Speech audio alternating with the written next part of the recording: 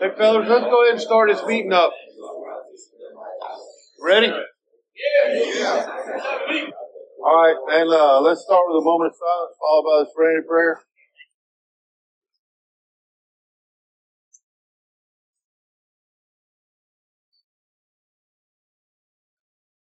Prayer. God, grant me serenity to accept the things I cannot change, courage to change things I can, and the wisdom to know the business. All right, man. My name is Mark Daly. I'm definitely an alcoholic. And we're going to try to talk about irritable, restless, and discontent. It's kind of funny, man. I really I don't live in that life anymore. I get a little irritable every once in a while, and I get a little restless every once in a while. But I haven't been discontent in a long ass time, man. I got a great life, man. I started coming here in 2003 regularly. I try not to miss this deal, man. It has changed my life, and I don't know, man. What's the point of being irritable, restless, or discontent? That's what I really want to know. I got a friend of mine that's running around here someplace. His name is Happy Jim. And when I first met him, his name was Angry Jim. And he was a real angry guy, man. And he really thought it was cool to be angry. And I asked him, I'm like, how are you going to stay sober if you're mad all the time? And I asked him that because somebody asked me that about 5 or 6 years before that. And they said that I would not be able to stay sober if I didn't find some happiness in being sober. And I heard that for some reason. I don't know why I heard it. Maybe it was the sarcasm in his voice when he was telling me that. But I thought that maybe there was something to that. You know what I mean? If I was going to walk around angry all the time, because I was pretty mad. I did not want to come to Alcoholics Anonymous. I certainly didn't want to get this fucking sober. I just didn't. I just wanted a couple nights sleep. But anyway, I wound up coming here. I wound up getting hooked up with a bunch of really good guys, and it was just silly stuff like that. If you don't find some happiness in being sober, you're not going to be able to stay sober. And it hit me. It was like, man, what am I going to do? Because I was a pretty angry guy.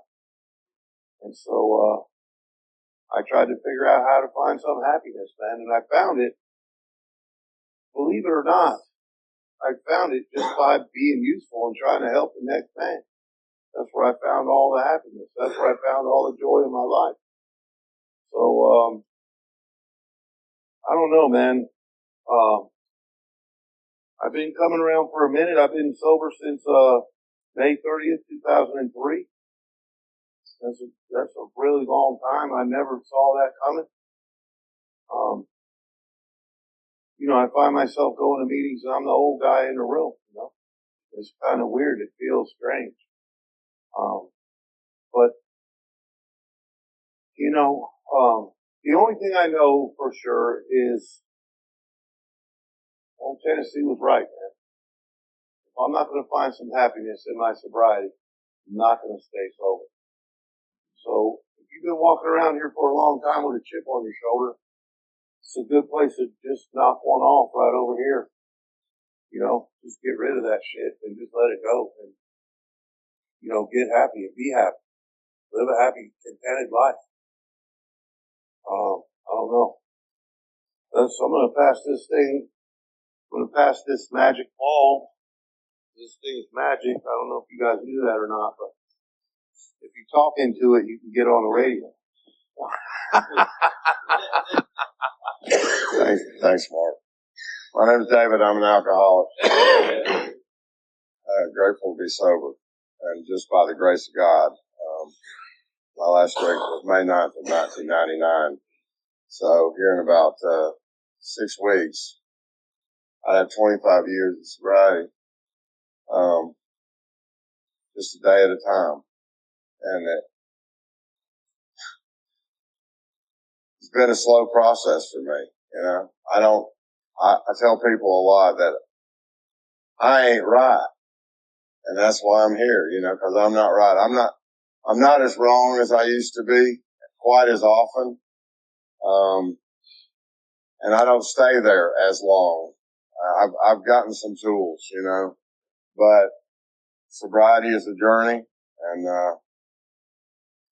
I will say that, you know, some of you might know Brian Kondo. We go to meetings together, and Brian told me that I guess I had checked the box for service work here, and somehow I guess he was involved with some of the planning, and said I would be given he said I was going to be given a speech on anger. He said, "You don't know anything about that, do you?" I'm like, "Hell no, you know, I don't know anything about that." I'll just give you a little bit of background. I came to AA in '97 on April Fool's Day. What a coincidence that is. I was not exactly a happy camper. I was married. I had 2 kids at the time, young kids, 2 and 3 years old, something like that, girls. My marriage wasn't working out the way that I thought it should. My wife had her agenda and I had mine, and mine was mostly just work and then get off of work and drink and do drugs. She stayed at home and gave the kids a bath. Not that I never did anything like that, but you know, my thing was to leave work and to go to a bar, or to go to what I call the stop and shop. And, she thought that everybody else was a bad influence on me. And what she didn't understand was that I was the bad influence on everybody else. They probably would have just been sitting around watching a Braves game, but I had to show up and go, "Hey, you know where I can get some of this?" Or, "Hey, look what I brought over, a bottle of booze," or whatever it was. I tell people I have 2 speeds, on and off. And that's pretty much in everything I do. I'm not quite like that as much anymore, but I run to extremes. And, for some of you might know, Brian is in the electrical trade, and, I tell people I'm not actually an electrician. I just play one on TV, and I stayed in the Holiday Inn Express last night. But I have been known to go what I call phase to ground. And if you've ever, seen what that looks like, sparks fly. And that's really how I think I ended up here. I woke up on April Fool's Day, 1997, and in front of my 2 daughters, who were, like I say, really young, I threatened to kill their mother. I've got a voice. I don't need this at all. I mean, I can talk, you know what I mean? Like that, right? And I went berserk. I went on a soliloquy about what everything was wrong, and how it was all her fault. And I threatened her, and I even said, "I hope you're getting all this on tape," and she was. So there was a restraining order, and she thought that I needed to go to Arizona to check into a recovery, a place, right? And I said, "I'll go anywhere you want me to go, but I ain't going to Arizona."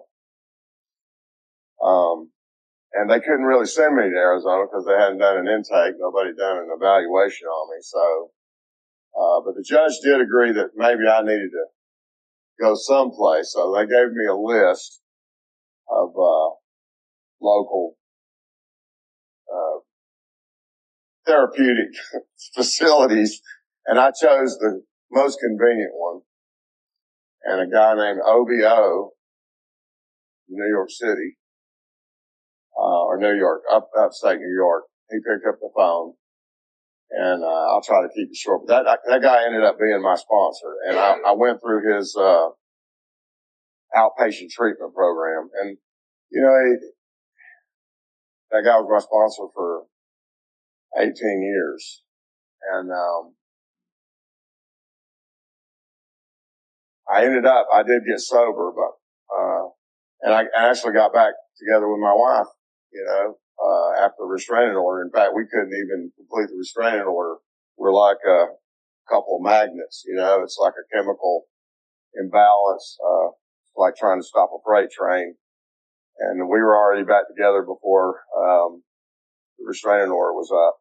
But, I didn't change really. I was just finding out that maybe there was something different about me, as far as the way I drank. I didn't drink like other people. I surrounded myself with people who drank like I did. So, after about a year and a half of kind of messing around in AA, and talking to OB and pretending to, try to get some recovery, she filed for divorce. And that was like somebody pulled the rug out from under my lap. She filed, and within a short period of that, my kids would come over and visit, and they would tell me that basically my best friend was helping set up the Christmas tree and this sort of thing. That didn't really help my anger problem very much. I tell people a lot of times the best thing I did the first year was I didn't drink and I didn't do anything stupid. I thought about a lot of stupid shit to do, but I didn't do it. And I started reading the material, praying for whatever God I thought there was. And I asked God to remove the obsession for alcohol, and He did. Then I realized after I got through a 4-step that, alcohol wasn't my problem anyway. My problem is me. And,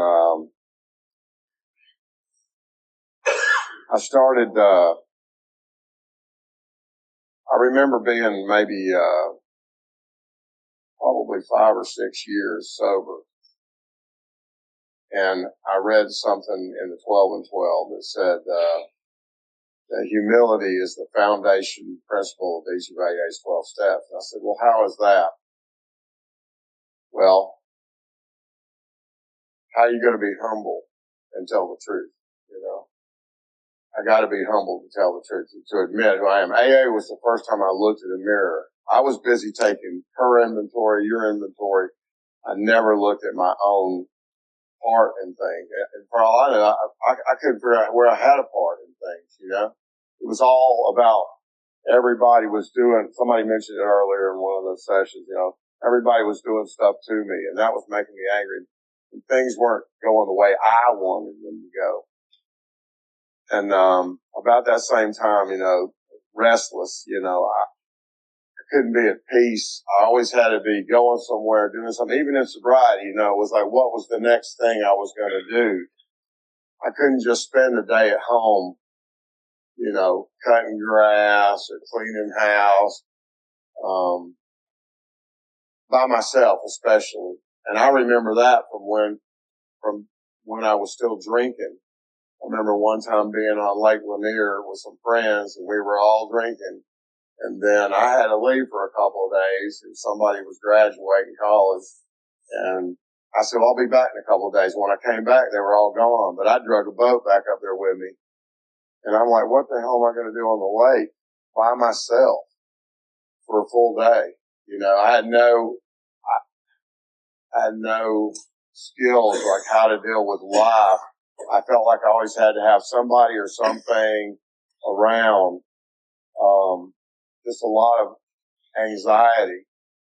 So about the same time, 5 or 6 years in, I started realizing that I needed to learn just how to be. Just be in whatever situation I was in, and not try to, find some kind of peace outside of myself. Not think about things that happened in the past, not think about things that were, might happen. And once I'd done a fear inventory, when I first did my fear inventory, it's like I didn't really have any fear. I didn't think I had any fears. And a couple of years into sobriety, I had, brain surgeon. I'm a brain surgeon. I had been working in Russia, and they put this girl in a car with me, and she was about 23, and I was 35, and I thought, well, there's a reason that I got divorced. You know, I'm going to trade in on a late model.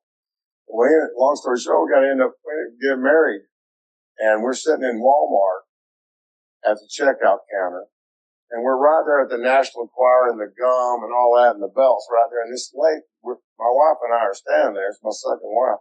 This lady just walks in front of us like we're not there. And in my mind, I'd already cut this lady up into 1,000 pieces, you know, but I wasn't going to say anything. I wouldn't say anything to her. There's no way. I'm what Obi would say is passive aggressive. I'll sit there and take it and take it and take it and take it, and then I blow up.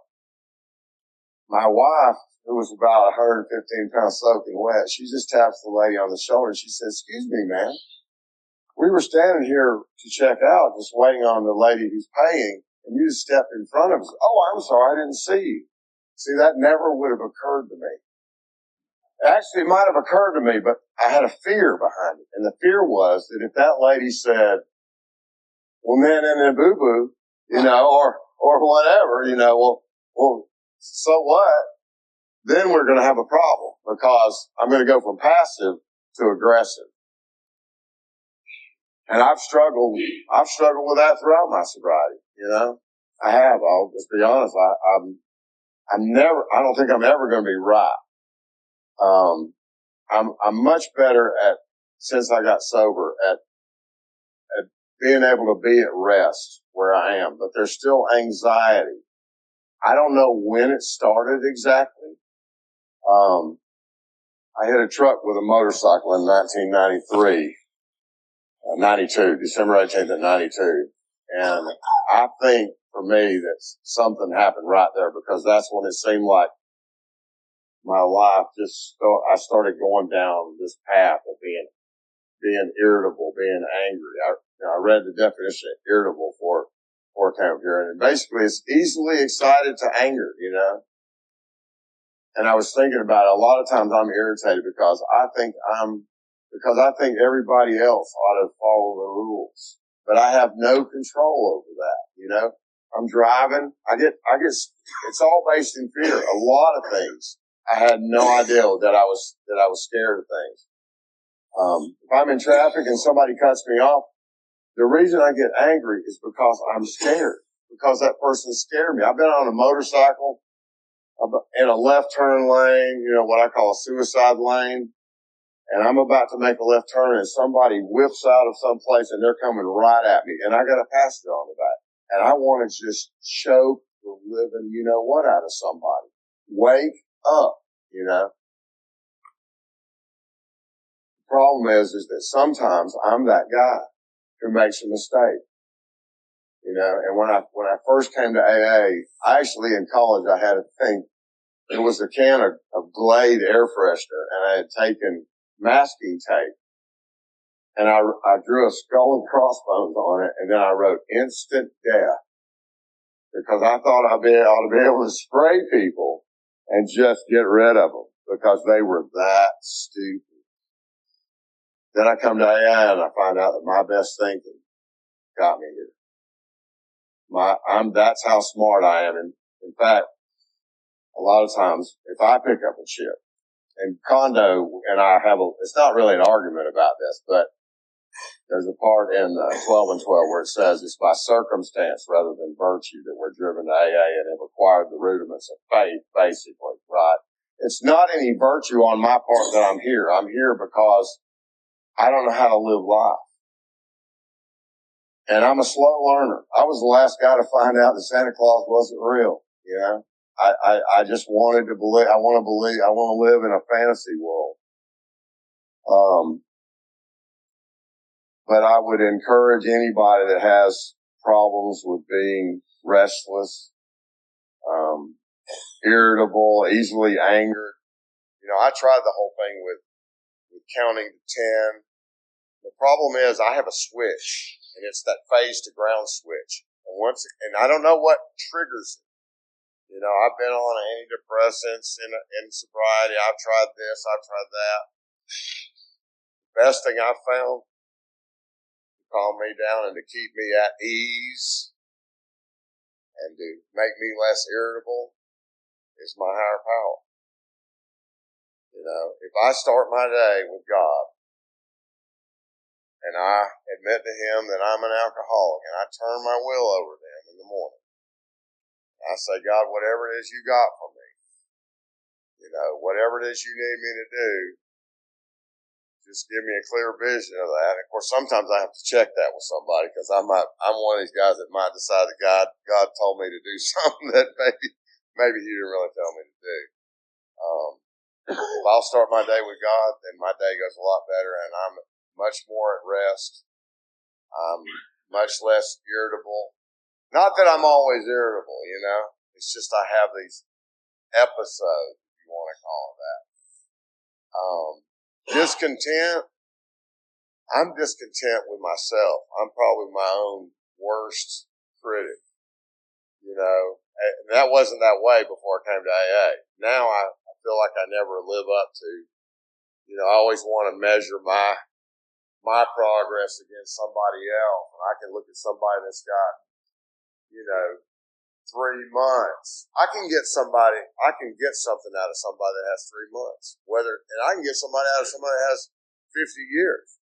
It can be good, it can be bad. I can say, you know, I tell people a lot of times, I'm not completely worthless. I could be used as a bad example. If you catch me on the wrong day, at the wrong time, you know, I make mistakes in sobriety. The bottom line is, taking a drink, all bets are off. I have no chance for anything. And I guess I'll leave you with this. So, mother of my children, divorce was final about 8 weeks after I got sober, late June of '99. She ended up marrying my best friend. I married this girl in Russia I'd met after 5 or 6 years. Both of us got divorced. I divorced first, then she divorced. Within a heartbeat, we were back together. It's a chemical thing, you know. So that's old Thomas Dolby song. She blinded me with science. It's pheromones, right? So we got back together. We didn't get remarried. And by the way, I had a son. We had a son together 6 months before the divorce, or 6 months before she filed. So I had three children with her, 2 daughters and a son. So about 5-6 years into sobriety, we're both divorced. We get back together, try to put it together for a year and a half. She don't like me any better sober than she did drunk. The other part was she never had a part in any of it. So about 2013, she marries someone else.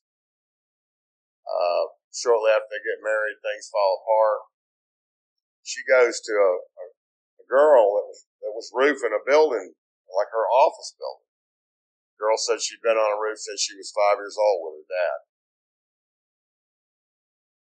My children's mother starts explaining to this girl about her third failed marriage. And the girl says, you need to read a book. And the book was Al-Anon. It was an Al-Anon book. And about 6 months ago,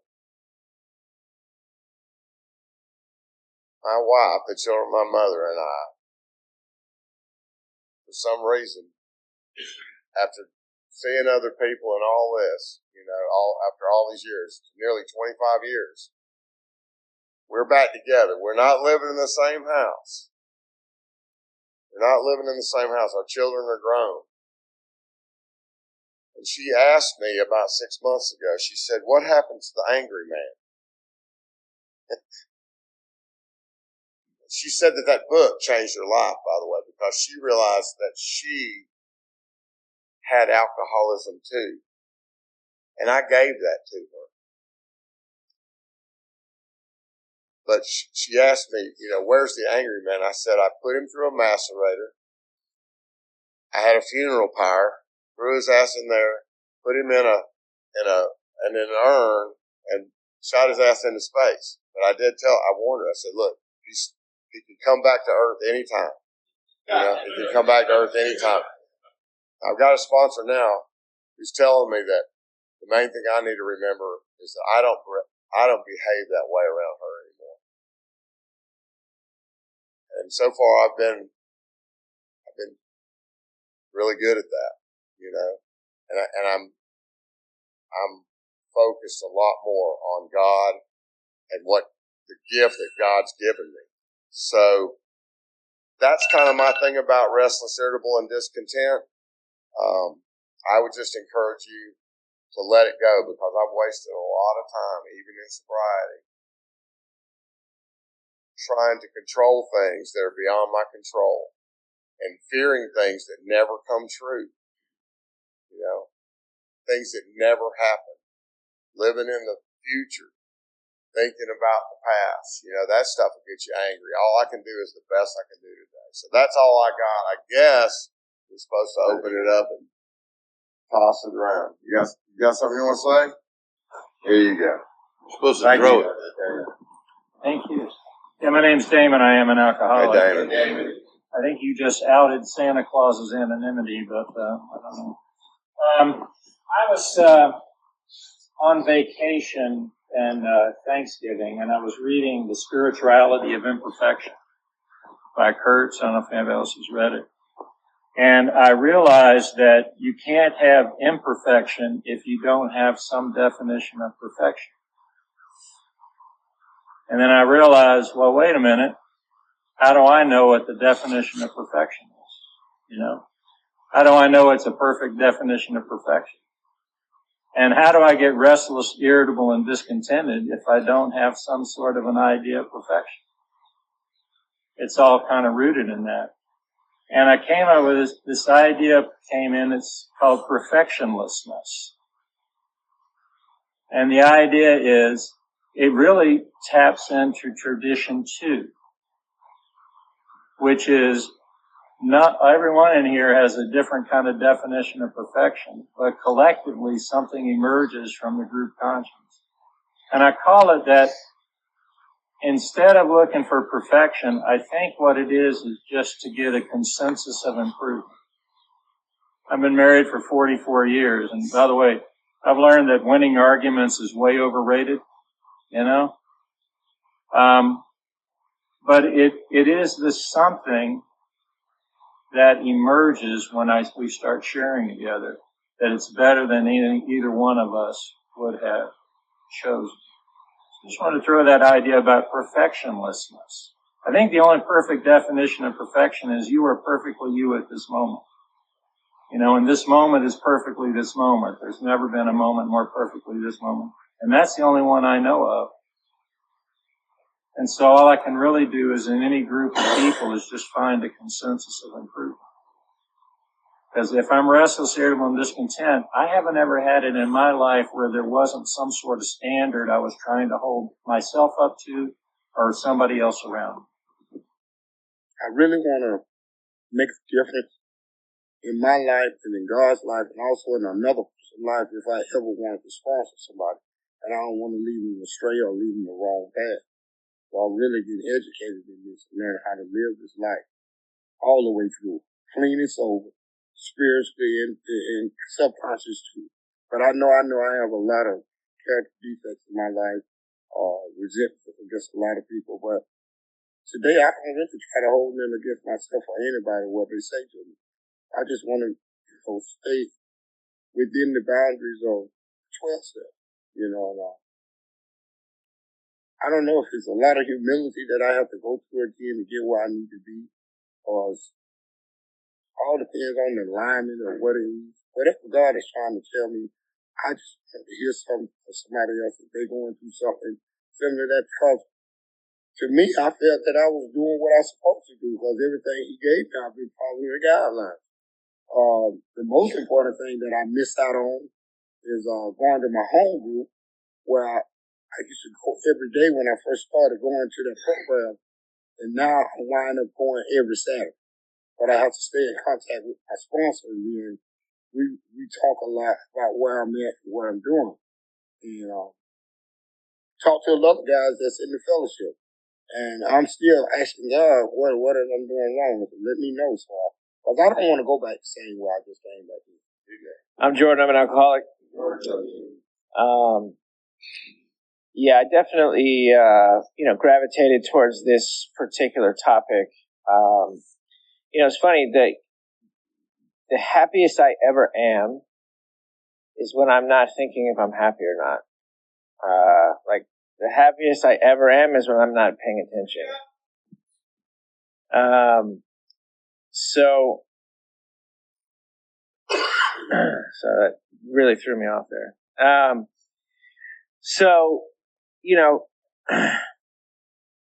I think in my life, and similar to the gentleman in front of me said, that a lot of my discontent and restlessness is when I compare my experience to what I think it's supposed to be all the time. I mean, I went on a guy's hiking trip, right? And I'm standing at the top of this mountain in Glacier National Park, like looking at a glacier. And all that's going through my mind is like, why am I not enjoying this as much as I think I should be? That's how my mind works all the time. It just kind of proves to me over and over that drugs and alcohol are not actually my problem. Like they're not. Like my mind, the way I think, nothing's ever enough. When I'm looking to those things in my life to give me something they aren't intended to give me, I'm running into constant problems. When I get all that I need from my higher power and sponsoring and sponsorship, then I don't need to look for that stuff anymore. And it's definitely been a big reminder lately. The first, years of my sobriety, I was so involved, tons of, fellowship events and service commitments and sponsoring a bunch of guys and all the different things, treatment center meetings. And then I had a baby. And then 14 months later, I had another baby. And now it's interesting because I have way less freedom to physically participate. And now that I have that less time to do that, I realize that I was leaning on that so much more to keep me busy as opposed to actually seeking connection with God, connection with my higher power, like that being the source. And that's something I'm trying to transition back to, instead of like my solution being service commitments and meetings, which it's not. It needs to be my dependence on God. And through any kind of transition, I can get, a little annoyed and short and all the stuff. And, why, I just get these unrealistic expectations of life. No matter how much money I make, it's not quite enough. If I ever ask myself, do I make enough money? Do I get, I have just these crazy ideas like, my wife should probably, as soon as I walk in the door, just drop to her knees and give me a blowjob every day. Which, maybe the first few months, but not 7 years later. I just have these crazy ideas that I compare my experience to, and I realize, like, where the hell did I get these ideas from? Like, I just make this shit up. Totally make this shit up. There's no basis behind it. It just keeps reminding me that in and of myself, I do not have what it takes to live life successfully. Whatever that is, being a good father, being a good husband, being a good employer, like whatever it is, if I'm relying on my own mind and my thinking and my power, I'm going to fuck it up. It's only a matter of time. It's definitely a good reminder of what my real solution is, that this deal is a plan for living. I'm glad to be here. Thanks. I'm an alcoholic. Yeah, I'm reminded of the daily reflection today, and it says, we've ceased fighting anything or anyone, even alcohol. For by this time sanity has returned. We will seldom be interested in liquor. If tempted, we will recoil from it as a hot flame. We react sanely and normally, and we will find that this has happened automatically. And I went with the daily reflection read, and I went to page. Oh, Ken, I didn't know. Yeah, I had no idea. Sorry about that. Is that better? All right. Sorry about that. So yeah, I went farther than what the daily reflection read, and I actually went into the big and read into page 84 and part of 85 on the big book. It talks about that insanity, and around 10th step, it's saying something about sanity return. That means that I'm probably a little less irritable and discontent. I'm a little less restless. I'm a little more, I guess, sane. I really don't know what that's like exactly, because I don't know that I've ever been sane in my life. But y'all are teaching me a little bit each day. So I do appreciate that. But just hearing what the topic is, relating that back to the daily reflection. I try my best each day to start with the daily reflection. I talk to my sponsor daily, and I've got two sponsors. I got a service sponsor and a step sponsor, and I talk to both of them on a daily basis. Both of them know that they're my sponsor. And I think that's important too. Having a sponsor and having them know that they're your sponsor. Realizing that, I'm not just going out there, going to a meeting saying, hey, I got a sponsor, I'm ready to sponsor somebody. And not having anybody that I talk to or that I'm held accountable to. I honestly work the steps to the best of my ability each and every day. I recognize things as best I possibly can. And I'm willing to listen to what my sponsors have to say. If my sponsor says, hey, you know what, I think you're acting a little irrational or a little insanely there. I listen to what they have to say. I've gone out of my way to do something, to go out of their way to help me. So I actually respect what they have to say, and I listen to what they have to say. Through that, today, I have a wife who wants to continue being married to me today. I have kids that want to recognize that I'm their father. And all that comes because of Alcoholics Anonymous and working the steps of the program. None of that would be what it is today. I know what my life was like long before Alcoholics Anonymous, and it was anything but sane or happy or content. And because of what y'all have taught me, because of the fact that y'all kept saying, keep coming back at a time where everybody else said, get the hell away from me. It gave me a place and taught me how to live life, and it continues to teach me that today. So that's all I got. Thank you. Bob Carson, recovered alcoholic.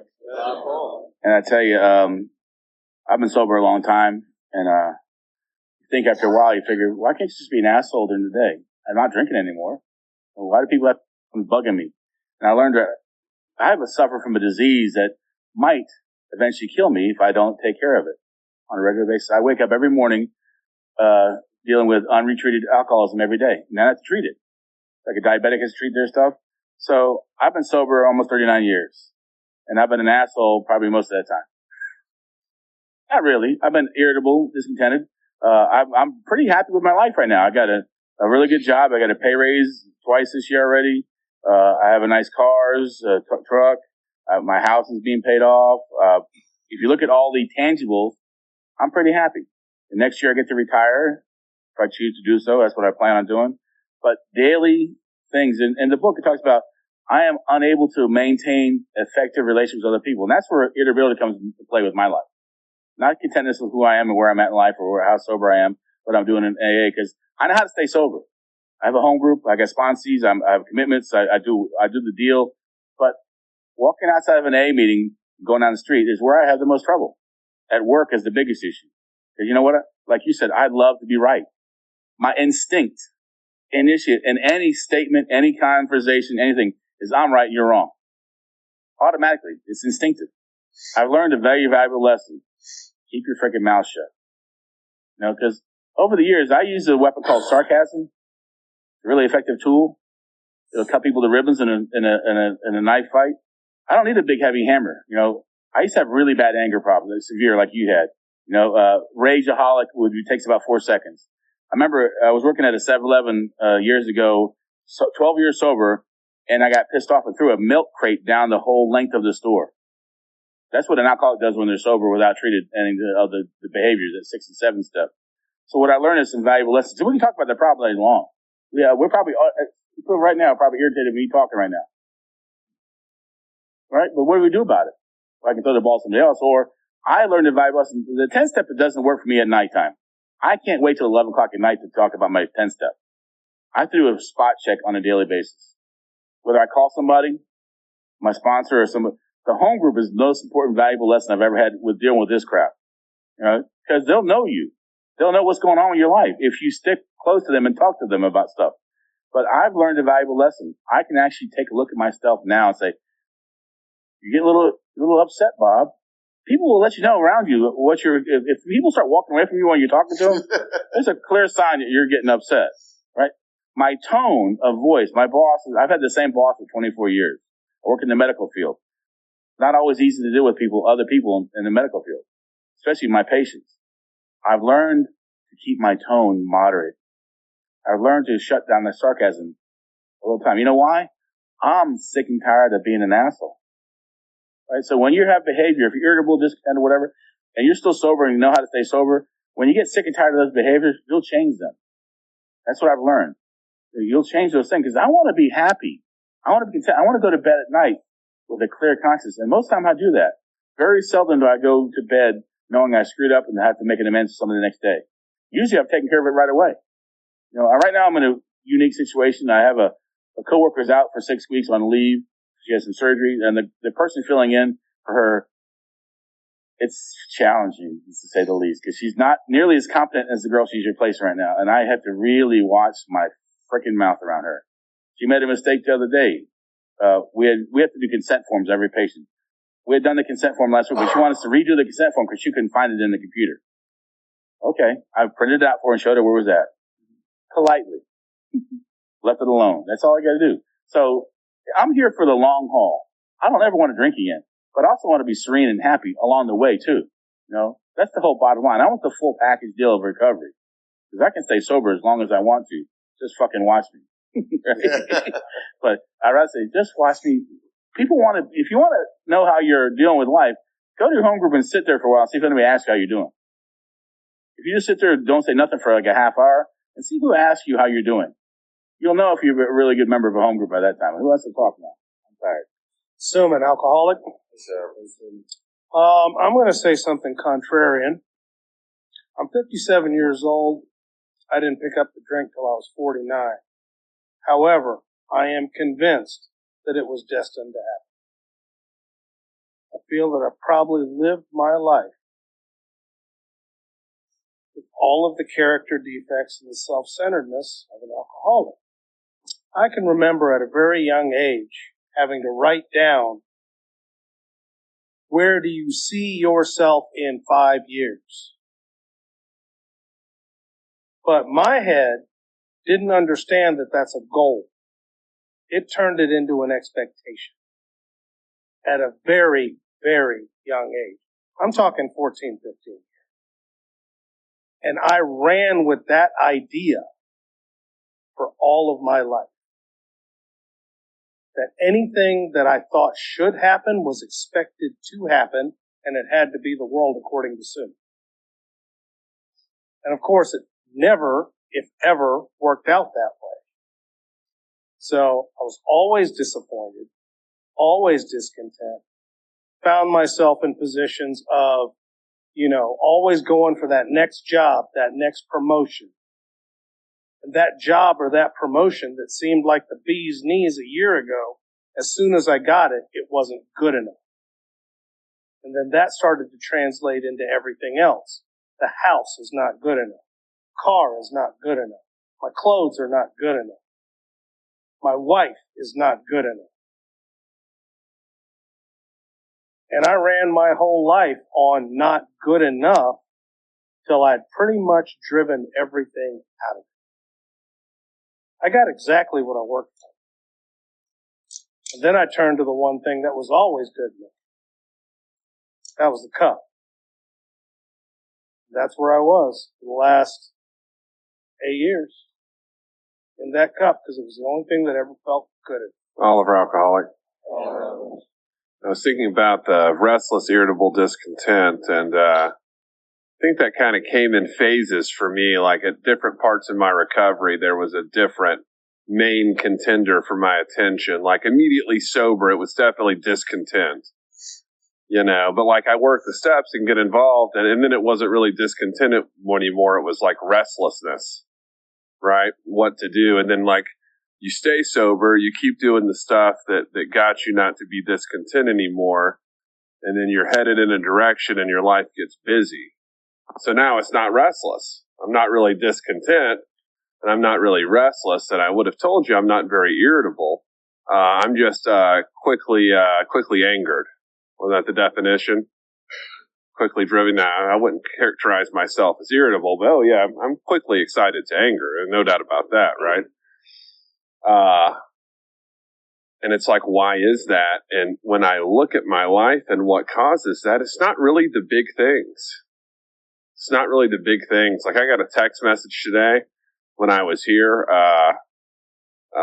from a doctor for like an unpaid bill that was supposed to be covered by insurance that I've still got a call about. That's like $700 that the insurance was supposed to pay. But I didn't really like sweat that so bad.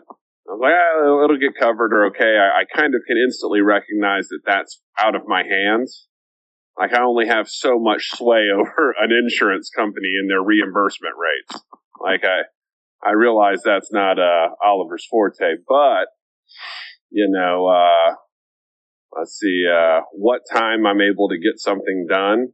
And if not, you've inconvenienced me to the point of not being able to get that thing done when I wanted to, even though the timeline I chose was arbitrary and really has no effect on anything else other than my artificial peace of mind I created by imposing a deadline that didn't have to exist.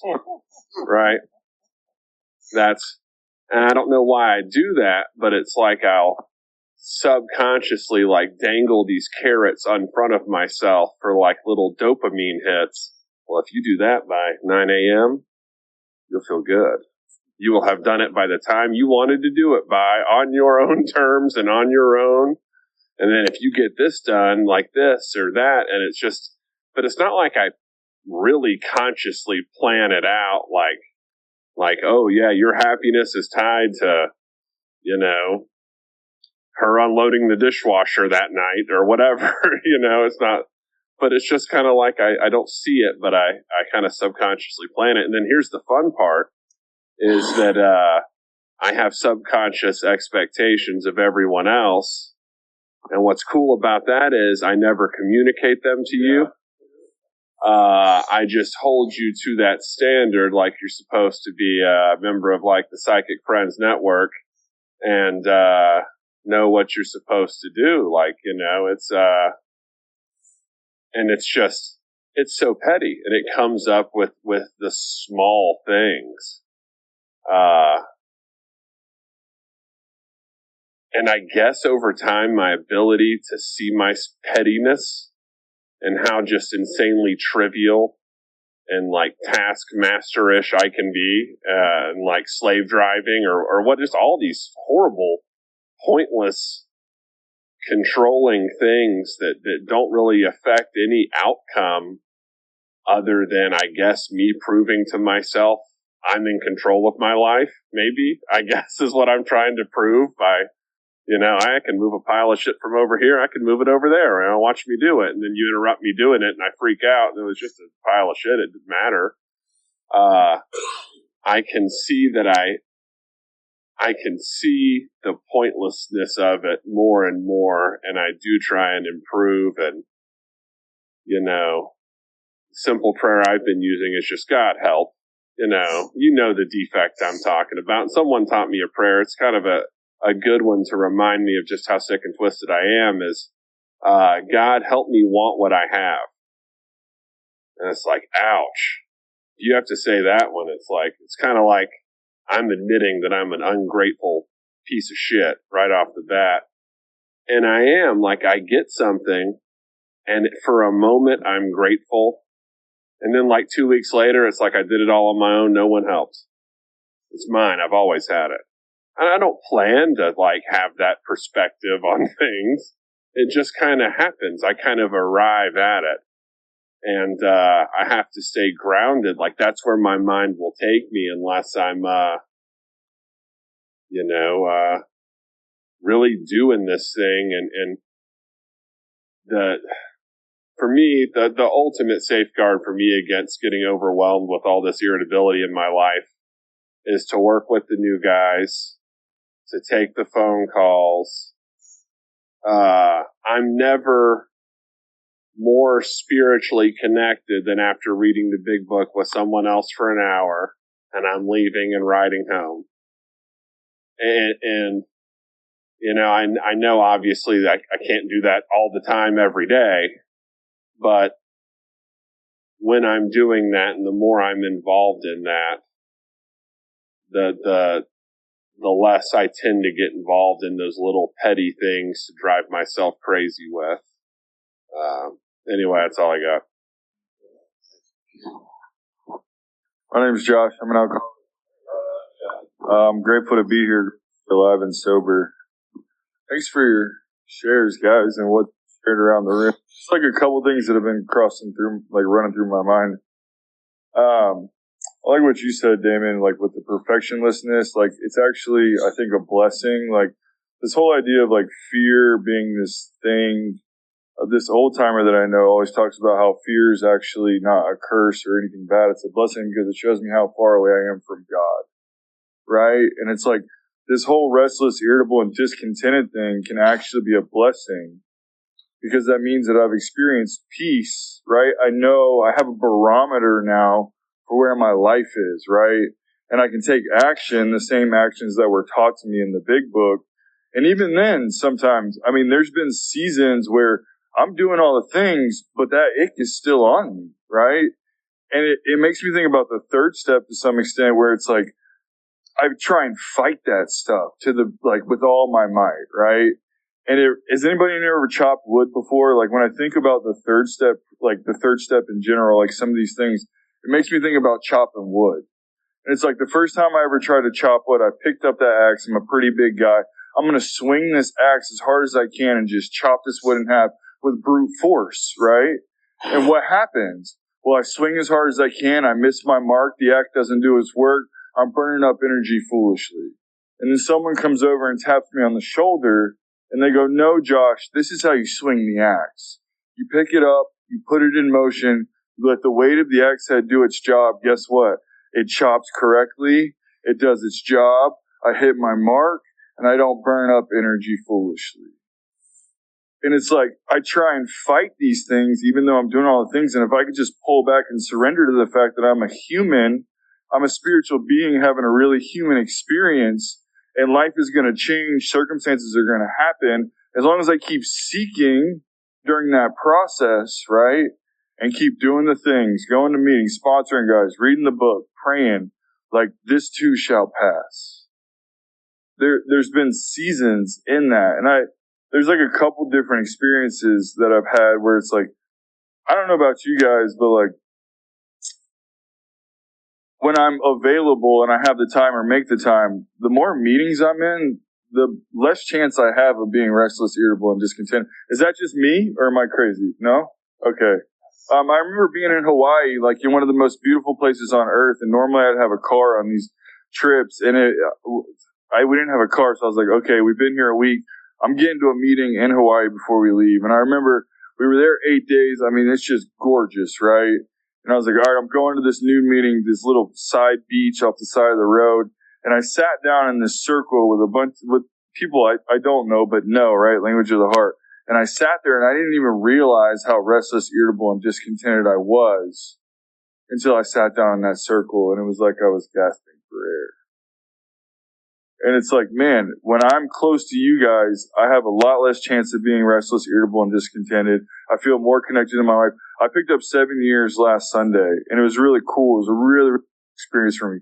My wife is not an alcoholic. Not. We had a lot of stuff going on that day. We tried to squeeze in a 2 p.m. meeting. She wanted to come with me to support me.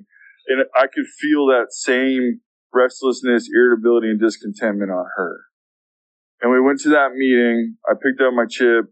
We got into my car. She sat down next to me, and she took a big, deep breath and goes, oh, I feel better.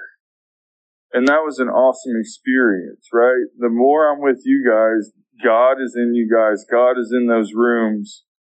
The more peace that I feel more often. And life doesn't always create that, but I know when I'm closer to you guys, I'm sponsoring guys, I'm a better communicator, I'm a better listener, and I have a better chance of not being restless, irritable, and discontented.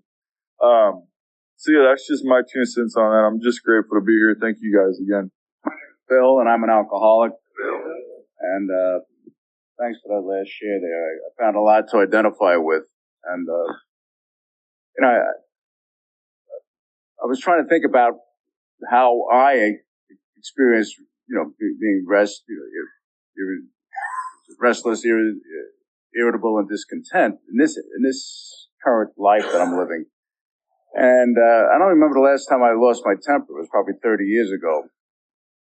I've been around and I've been sober for 40 years, and I just recently celebrated an anniversary. So I've actually been looking back at my life before and after since I'm in AA, and I go to meetings every day. I have sponsored people, and of course, and I lost my wife last year after 49 years. And this is nothing I haven't heard somebody else go through and live. And I find enjoyment in life today. I have certain things that I think about, but I guess the discontent was the one thing I could say I could probably have some identification with at this point, more so than anything else. And the reason I would be discontent is because I'm a self-centered alcoholic full of fear. And it's not necessarily conscious fear. I've understood for a long time, a lot of my fears are subconscious, if you will. They're not in my thoughts, but they're part of me. So, what I came to when I was thinking about sharing was that I think tomorrow there's a session on 10, 11, and 12 in the steps area. And the reason I don't have the irritability and the fears and all these other things consciously today is because that's where I live as best as I can. I'm not saying I do anything perfect. More often than not, most of my discussion meetings I attend somewhere along the line was saying we're living life on life's terms, right? And that's what I learned to do. I learned to live with the things that I don't particularly care for, but I've also learned to embrace this way of life. And it has given me great freedom. It's given me a lot of benefits over the last 40 years where everything, a lot of the things I acquired or I lived through today. And, the biggest joy is when like yesterday on the way over here, I stopped and visited my 18-year-old granddaughter at her college dorm and took her out to dinner and then got to know her a little better as an adult, even though, of course, I've known her since she was born. And these are the things that I find I cherish today. I cherish life today. I don't know how long I'll be around. All I know is I'm not worried about it. All I know is I have to take care of today. And like I said, 10 and 11 and 12 are the answers. And a fellow here asked me, am I doing anything in my home group today? I've had service positions since almost day one. I say that helps a lot because it gets me out of myself. And the last thing I wanted to say was that, everything I heard there says, hey, if I'm having these problems, I'm disturbed. And what's the answer to disturbance? There's something wrong with me, so I need to address it. And I can do that today because another thing I embrace is that, my sobriety is contingent upon my spiritual condition today. All I have is today. And I live that way, and I've been living that way for quite some time now. And all I can say is it works. And when I started hearing these things early on, you all gave me hope, rather. Gave me help as well. And all I can say is, just stick around. If you're feeling these things, and you're having problems, talk about them. Talk about it with your sponsor. Talk about them with the person after this. I remember this whole discussions here, this whole time here reminds me of just like the time before and after meetings where we talk and we get to know each other better than the formal session of being at an AA meeting. So I don't know if that helps anybody else, but it felt like something I had to get off my chest. So thanks for letting me share. I'm Dave. I'm an alcoholic. It took me a while to understand that I'm responsible for my happiness. It doesn't come from outside. Because that doesn't last. I get the new car, and then the kids eat McDonald's in the car, and then they get ketchup, and then it's like crap. It always goes to crap. And God's not responsible for my happiness. But His will for me is to be happy and peaceful. And so now it becomes my willingness to let go of any thoughts or preconceived ideas or my prejudices that keep me miserable. Challenge it. Why do I have to be unhappy because my wife didn't do something my way, the way I expect her to do it? If I can just let that go and let her do it her way, I can be happy. It really comes down to just paying attention. And when I'm not happy and I'm not peaceful, how willing am I to let that thought go? Because it's just a thought. I've just embraced it, but I can just as easily let it go if I'm willing to. And we don't think we can do that, but we can, because I've done it. And I've been, in this last couple of years, I am now caring for my mother-in-law and my mother. My mother-in-law is 94 years old. She weighs 60 pounds. She has Alzheimer's. She's totally contracted. And I can walk in that room and say, hey, Patty. And her eyes open up. And I embrace her and I lean down and I give her a hug and I kiss her. This guy didn't do those kinds of things. He wouldn't even gone. A year ago, my mother had a nervous breakdown at 89 years old. We had to put her in a mental hospital for shock therapy because she lost her mind. Thank God I'm in a position that I could go spend 3 months with her. When we left the hospital, the psychiatrist said, I hope you're ready for this because she's never going to be better. And as we're walking down the hallway, this lady taps me on the shoulder and she goes, can I talk to you? She goes, have you signed all the release papers? And I said, yes. She goes, I was your mother's psychiatrist when she was off. I can help her. Would you bring her to my office tomorrow? They adjusted her medications and within 6 weeks, I had my mother back. That's God. That's a miracle. I just was in the right place doing the right thing at the right time, and that's what happened. And now she lives with me today. And you know what? There's times that my perceptions get so screwed up that I let my blessings turn into burdens. I get all backwards. It's such a blessing to have my mom there with me, She's the one that bailed me out of jail. She's the one that changed all my shitty diapers. She's the one that got me out of everything. And I'm having a problem taking care of her? I think not. When that gets to be a problem, it's my perception's all wrong.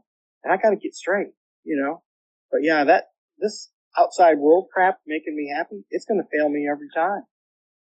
God's will for me is to be happy. And that's all I have to do is to be happy.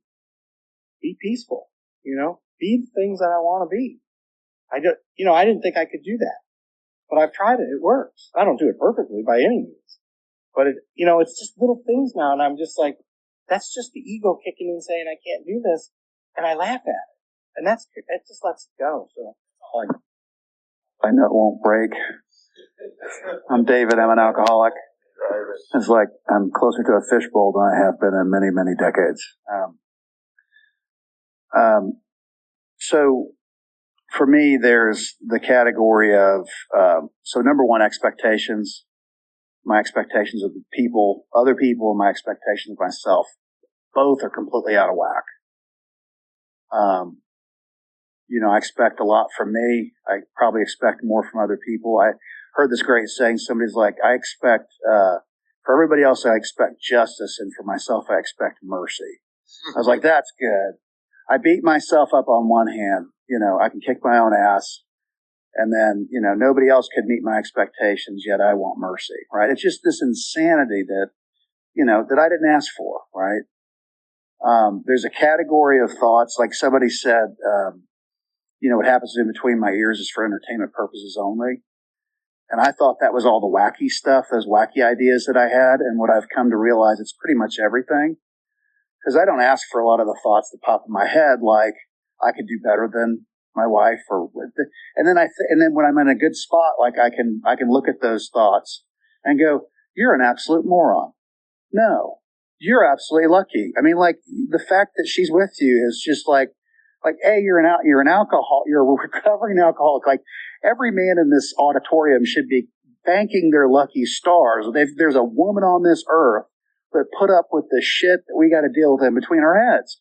But that reality just gets lost on me, right? Like the fact that I should be thankful, that I'm frickin' alive, right? That I've got these high quality problems, but those things just slip away from me, right? I can't hold on to that stuff. So that's kind of the crux of this thing. I've got this disease that's like, it's not enough. The expectations are too high, whatever.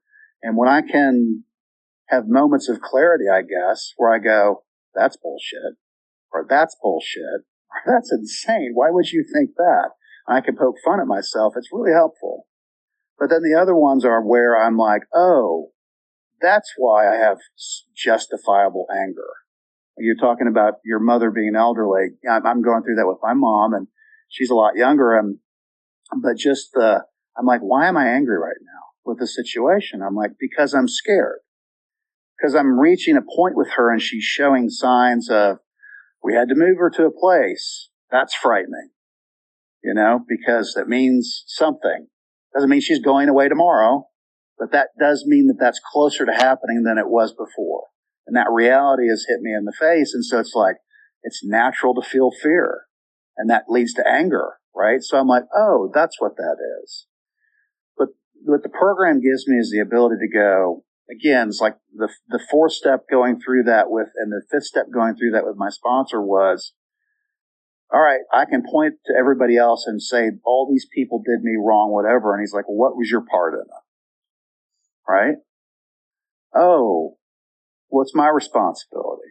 You talk about your ex and, my ex-wife, I'm remarried to somebody different and it's wonderful.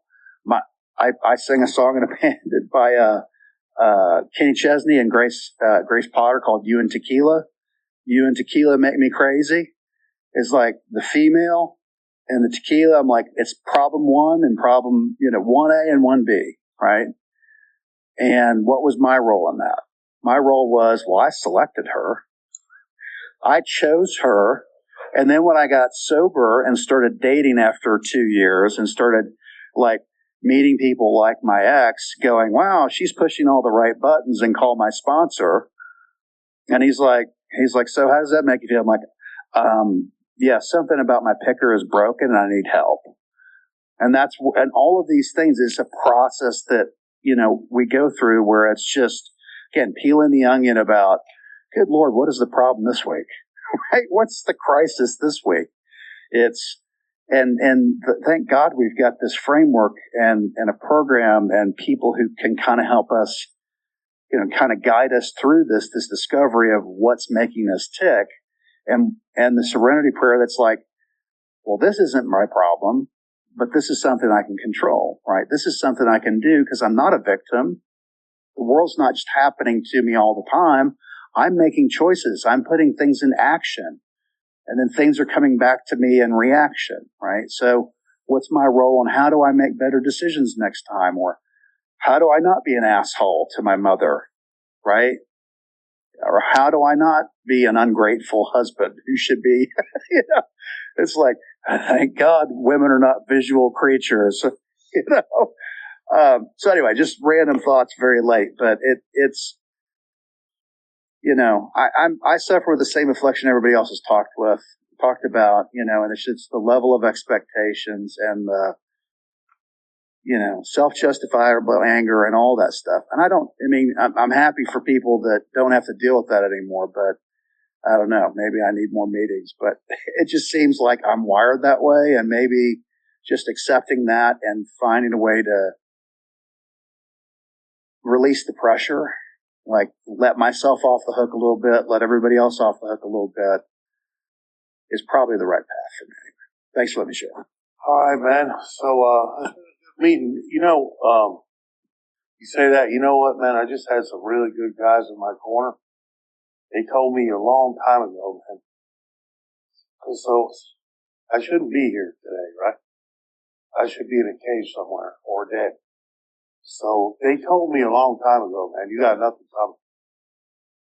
So, and when I heard that, I was like, what the hell does that even mean? You know what, man, I got nothing coming. I got nothing coming. With that idea, you know, I'm not going to get upset about some shit that I don't have any control over. I'm just not going to do it. I'm not going to go through life irritable, restless, or discontented. I'm not going to try to do it. You know, I'm not going to try to run a show. I'm not going to play God anymore. You know what I mean? All that shit never did work for me. So with all the things that I'm not going to do, there's some joy that comes along with that. And it is, you know, happiness and peace. And whatever happens, it just happens. That's the way it is. Well, you know, somebody said, in an A&A meeting a long time ago, everything is just the way it's supposed to be in God's world today. If that's true, you know, what do I got to complain about? I'm thinking nothing. So, anyway, I hope you guys had a good meeting. It was good for me, and I'm glad you guys, glad you came, glad you participated. Keep us sober if we ask. Hallowed be thy name. Thy kingdom come. Thy will be done on earth as it is in heaven. Give us this day our daily bread, and forgive us our trespasses, as we forgive those who trespass against us. And lead us not into temptation, but deliver us from evil. For thine is the kingdom, power, and glory forever. Amen. Thank you, guys. Coming back.